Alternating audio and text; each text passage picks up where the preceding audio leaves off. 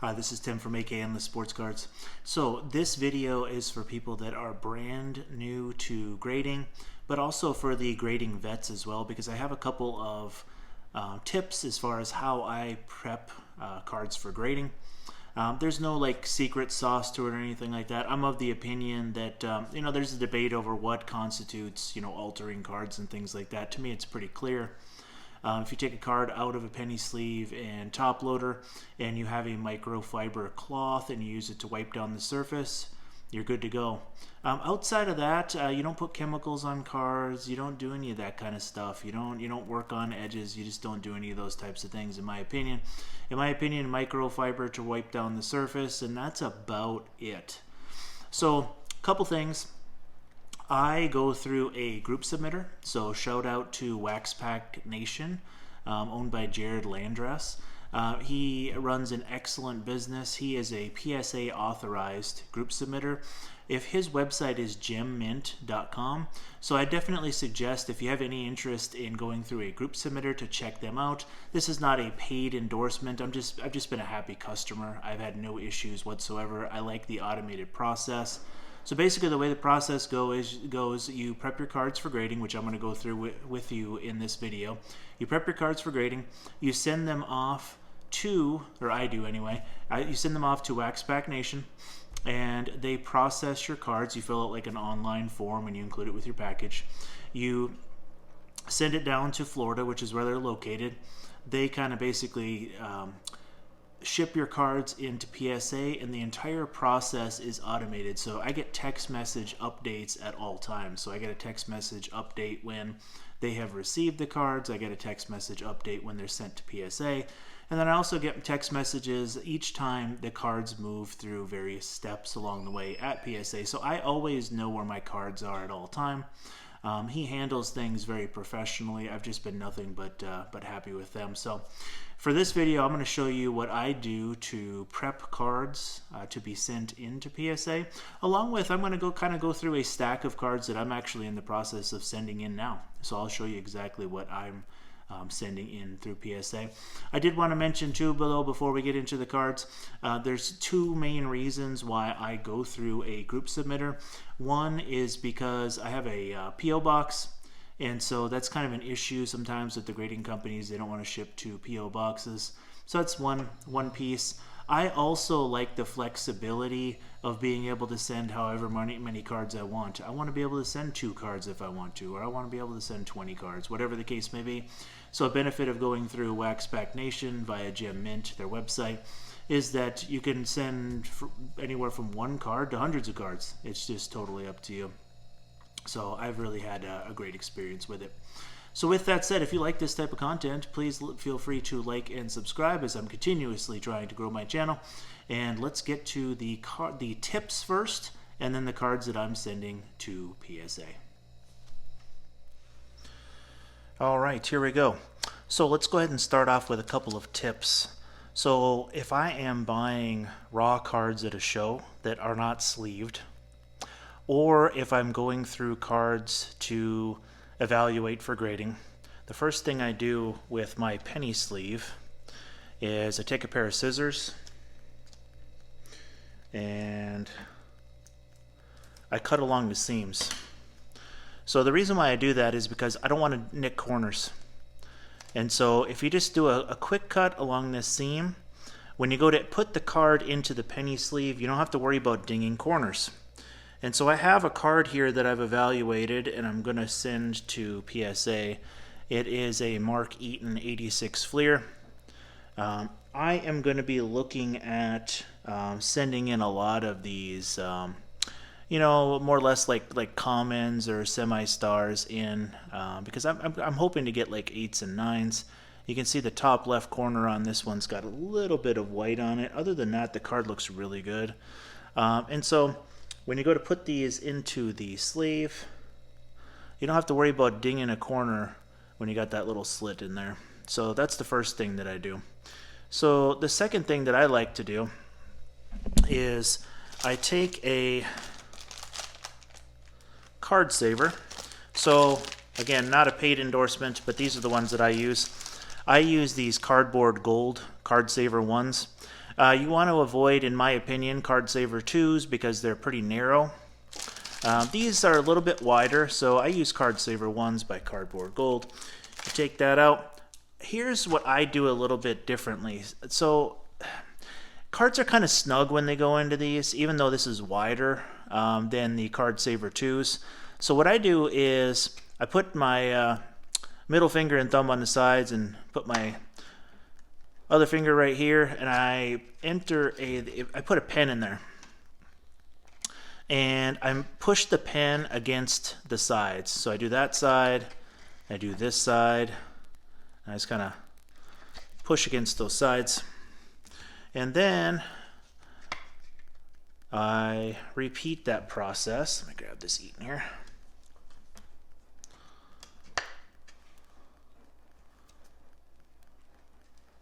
It just seems like the cards go in there much, much easier if you do the little pen trick. Then once you got it started in there like that, tap it a couple times.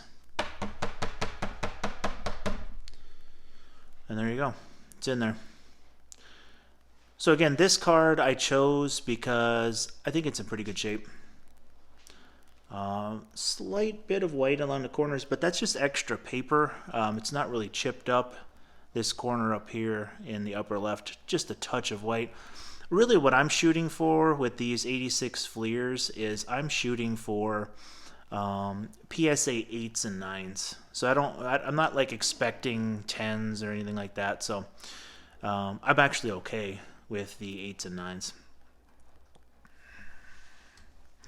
So that's what I do. I just cut a slit in the penny sleeve, use the pen to create a little bit more space. Now here are the cards that I'm sending in. So you saw the Eaton already. We're going to go Dan Roundfield. I bought these years ago, and all of them were relatively cheap. I mean, we're talking like $1 or $2. Tom Chambers. I picked out the cleanest copies of these 86 Fleer. I mean, if you look at that card, I mean, it looks really nice. I mean, it's a really, really nice copy of this card. Backs, there can be some centering issue. There can be some marks on these backs, but this is a really clean copy. So years ago I bought them, you know, I probably paid $1 or $2 a piece for most of these. I picked the best of the ones that I have. Again, I'm shooting for 8s and 9s. There's a Calvin Nat. Get another just pretty clean card. Jack Sigma. This one looks pretty good too. A touch of white in the upper right hand corner. I don't know if you can see it or not too. And some of these, they have very faint, like, it's almost like different amounts of ink were used or something like that in here. And you can faintly see a line right there in the red. And then here, I don't know how they grade those. So I excluded a bunch of cards like that except this Sigma because I want to see how they grade it. So if this is like an 8 or above, then that's great, and I would send the others. But I don't want to send like a whole stack of them that look like that if, you know, they're not going to get at least 8s. That's my thought process. Alvin Robertson. Again, a lot of these look like they have white on the edges. It's because it's extra paper. It wasn't cut like super, super clean. I excluded the ones that have a lot of like edge chipping. I just think these cards look really clean. This is an exception. This bird has some chipping on the top, but this is kind of a more valuable card. I don't expect that this is going to get an 8 or a 9. I suspect probably a 6 or a 7. But it's a more valuable card. The centering on it's really nice. It's kind of a shame that it has that white on the top. So I'm going to expect a 6 or 7 on this one, but it's kind of a more valuable card, so I thought I'd go ahead and send it in. Lafayette Fat Lever. Louis Orr. Amazing centering on this one. Yeah, a little bit off top to bottom, I guess. Nice card, though. Jim Paxson. Cliff Robinson. Wayne Tree Rollins. Just a lot of clean cards. Terry Teagle. Derek Smith. Herb Williams.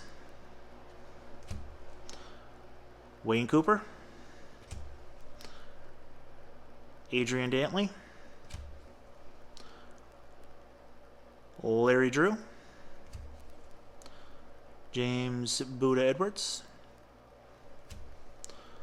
Artis Gilmore, Thurl Bailey, Frank Johnson, Cedric Maxwell, and the X-Man, Xavier McDaniel. So I'm going to go ahead and pause there for right now because I have some other stuff I'm going to send in as well that is not 8687 Fleer. But here's to give you a rough idea about the quality control of 8687 Fleer. That's the stack that I'm sending in. This is the stack that I went through that I'm not sending in. You know, again, I tried to pick out like the cleanest cards possible. And there were just a lot of them that have like a lot of issues, whether it be centering or, you know, multiple weight corners, you know, or heavy chipping, whatever the case may be. But this kind of gives you an idea of the quality control. I've had these for a long time. You can even see some of the yellowing on some of these top loaders. Just happens over time. They were new when I put them in there. I've just had them for a long time. So we're going to take a brief pause here, and I'm going to get the other cards that I'm looking to send into grading, and then we'll continue on. All right, so you saw the 86 Fleer that I'm sending in, and a few of these other cards will look somewhat familiar if you've watched my other videos. First card is my Aiden Hutchinson tie-dye Select XRC, number to 25. I'm going to send that in. Prediction here, I'm hoping for a 9. There's a touch of wear on the back corner, and there's a couple of minor surface issues that'd be kind of hard to see on camera, I'm sure. I mean, the card looks amazing at first glance. When you look close, though, there's a couple issues. So I'm hoping that it will receive a 9. I think if I get a rough grade on it, it'll be as low as an 8, but I'm thinking it's going to get a 9. Second one is my Mac Jones Cubic. I showed this on my last video with some recent pickups. I pulled this out of a blaster box, number to 50. This is going to be a 9 or a 10. It had one minor issue when I looked at it. I don't even really fully remember what it was. I think it was a little bit of a surface issue. Very well could get a 10, but if I got a 9, I wouldn't be shocked. And then the last regular-sized card that I have here is my Trevor Lawrence Cubic. This one is jersey number to 16 of 50. This is a 10. I won't even hesitate on this one. This is a 10. I can see no flaws on it. Surface looks amazing. Corners look amazing. My opinion, this is going to get a 10. So I'll send that in as well. And then one more piece that I'm going to send in is not a typical card. It's more of like a postcard, and that is this Luka Doncic postcard. So there's a bit of a story behind this. I just kind of made this top part to seal the top of this top loader. So Luka had some sort of a promotion going on his website where if you ordered a certain amount of clothing that equaled a certain dollar amount, when they processed your order, they would send you a postcard that is autographed. And so that's what this is. It is an oversized, you can see I can't even get the whole thing on camera. It is an oversized postcard with an on-postcard autograph. And so I'll kind of put this on there just to make sure that the top of the top loader stays sealed. And I'll put some blue tape across this too, like right here, and then the same thing on the back. Guys, if you're relatively new to collecting, don't put Scotch tape on top loaders, and don't put Scotch tape on something like this if you're going to send in something oversized. It sticks to the top loader and basically ruins it. Use blue tape. It's easy to take off. It leaves no residue. Just trust me. Just use the blue tape, like painter's tape. Don't use Scotch tape. One side note on this, it's kind of cool. So when you went through that process and got the postcard signed from his website, you also got this. This is almost like the COA. Came with it. This is what they look like. This is what they sent you. website was actually overseas, so. But I don't know, kind of a cool piece. I don't really care about the grade of it. It's the postcard itself has a ding in the corner and stuff. I just basically want it in a large slab. That's my goal. So yeah, these are the items that I'm sending in on this grading order. I'll do a follow-up grading reveal when I get them back. It's going to be kind of interesting. You know, I've never actually sent in 86, 87 Fleer basketball cards myself. That's why I'm playing it a little bit safely with sending those in by just choosing the best of the best. I suspect that in that stack that I have a bunch of other ones that could get at least 8s.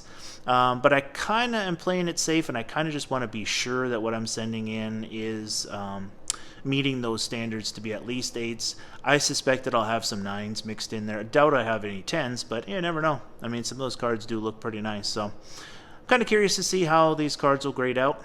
And I hope that if you're new to grading, that I gave you a couple tips to kind of make things easier. I'd never liked putting cards in card savers at first, so I had to find a way to make it a little bit easier. So that pen trick does work. And cutting the slit into the penny sleeve, it's valuable when you go to shows and you're buying raw cards that are just in a box. Like, they don't even have penny sleeves. Like, I just don't like dinging corners, you know, even if they're not very valuable cards. You know, it's just been kind of a practice that I've done for many, many years, actually. So, again, if you like this type of content, please like and subscribe. And remember that whether you live in Alaska or anywhere else in the world, the opportunities for collecting sports cards are endless.